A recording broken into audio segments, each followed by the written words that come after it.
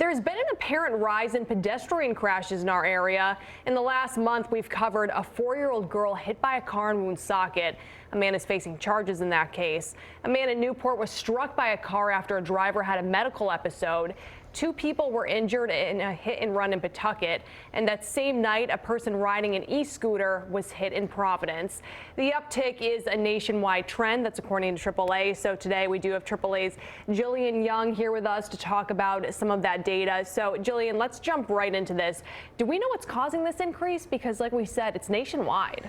It is nationwide. When we look at the 15 years of data from 2009 to 2022, there's a more than 80% increase in pedestrian fatalities, and that's a really troubling trend. And what the AAA Foundation for Traffic Safety found is that a majority of those crashes are occurring at night on suburban and urban arterial roads. Those are major roads that have multiple lanes. They connect highways to businesses and neighborhoods, and they typically have really spaced out intersections with traffic lights.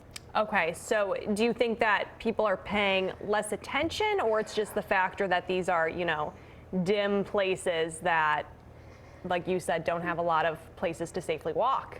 It's a combination. Drivers certainly play a big role in crashes when they occur. And what we are urging drivers to do is remember that when you are driving, you are literally and figuratively in the driver's seat when it comes to safety. And it is your responsibility to not participate in risky driving behaviors like texting while driving, drowsy driving, or certainly driving while impaired.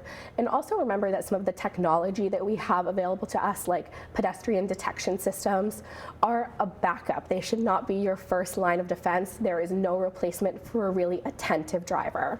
Now, these places that you mentioned that don't have good lighting, that perhaps don't have, stop signs, things like that, or just busy intersections overall, is there a way that, legislators could change the infrastructure to make these specific areas safer? Yeah, something that AAA recommends is a safe system approach, which is a really holistic approach to traffic safety.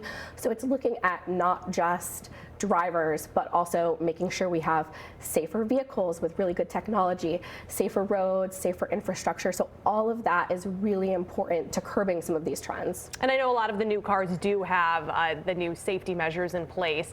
As for our roads and our infrastructure, any idea why that hasn't been done yet? Are these expensive changes to make? That's a little bit outside my purview. Yeah. So, some of them can be. Work on roads takes time, and it certainly can create some challenges in terms of diverting traffic in the meantime.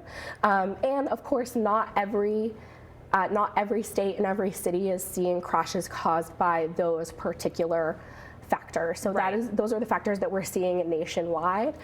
Particularly here in Rhode Island, the numbers are really small, which is great overall. And Rhode Island, when you look at those 15 years from 2009 to 2022, crashes involving pedestrian fatalities have actually gone down. Oh, okay. So that's great overall. Obviously, we've seen this uptick as of late with more recent data.